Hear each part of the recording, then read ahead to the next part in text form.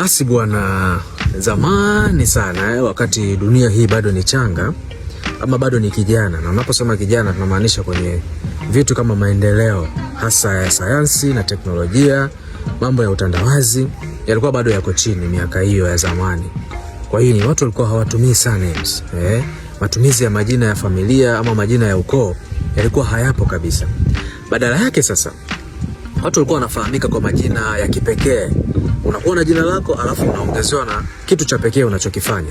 Labda kama ulikuwa mfanyakazi hodari wa vitu kama uvuvi, mkulima, ama mwalimu, chochote kile, au ulikuwa na talenti kama ya uimbaji ama upigaji wa vyombo vya muziki ama comedian. Kwa hiyo unakuwa na jina lako alafu ndo utaongezewa na jina litakalofuata la hicho kitu unachokifanya. Let's say mtu kama unaitwa jina lako wewe ni Eric alafu ni comedian, kwa hiyo utaitwa Eric the comedian. Au labda wewe ni Mswahili tu ambaye ni hodari wa shughuli na jina lako labda ni Shemweta, na unafanya sana kazi ya kugema minazi, kwa hiyo utaitwa Shemweta mgemaji, na vitu kama hivyo. Lakini kama hiyo haitoshi, kuna maeneo mengine ilikuwa unafahamika kwa jina lako alafu unaongezewa jina la pili kule unakotokea.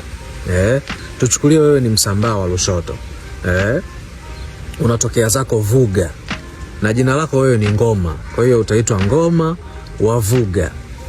Hivyo hivyo, na hiyo ilikuwa ni duniani kote, na hata ukiendelea kwenye sehemu za Ulaya kule na mataifa mengine ya Marekani ilikuwa unafahamika kwa sehemu ulipotokea. Nitakupa mfano kutoka kwenye maandishi ya kale kidogo, kwenye vitabu kama Biblia. Wale wahusika wote walikuwa wanafahamika kwa majina yao ya mwanzo, hawakuwa na majina ya pili, badala yake ilikuwa wanaongezewa sehemu wanazotokea.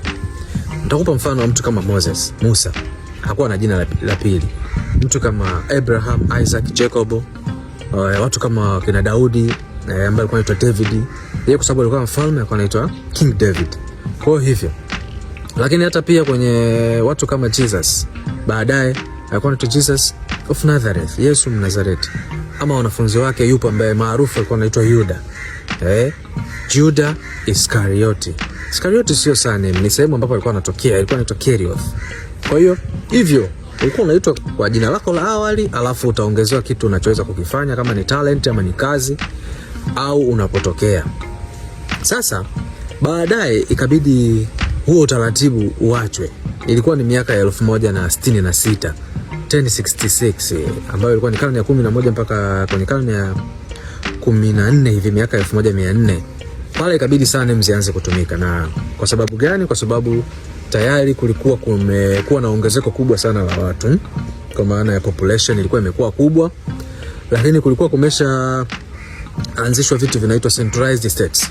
Kulikuwa kuna mifumo ya serikali ambayo tayari imeshawekwa, ambayo mifumo ya serikali na yenyewe ilikuja kuleta kodi, ulipaji wa kodi. Wananchi walikuwa wanatakiwa kulipa kodi, na hapo utazungumzia kwenye serikali kama za Kirumi zile, Roman Empire, lakini pia kulikuwa kuna dola za Kiingereza hizi. Baadaye wakatambulisha kodi, wananchi wote wakahitajika kulipa kodi. Sasa ili ulipe kodi lazima ufahamike, na serikali ilitaka kujua watu wake wote ili pia iweze kuwa control. Tujue nani ni nani, anatokea wapi, anafanya shughuli gani, mpe wazazi wako ni watu wakina gani, unatoka ukoo gani, hivyo. Kwa hiyo wakaleta sasa utaratibu wa surnames. Utakupa mfano wa watu pia ambao walikuwa hawalipi kodi, wao waliendelea kubaki na majina yao ya awali. Kwenye hizo familia za kifalme, utaona kama familia ya ufalme wa Kiingereza, wao kwa sababu walikuwa hawalipi kodi miaka ile, waliendelea kubaki na majina yao kama yalivyo. Mfalme mwenyewe ambaye sasa hivi ndio yuko kwenye utawala anaitwa Charles watatu, Charles the Third. Hiyo sio surname, hiyo ni namba tu. Kwa hiyo unaona, kwa sababu walikuwa hawalipi kodi, waliendelea kubaki na majina yao yale ya awali.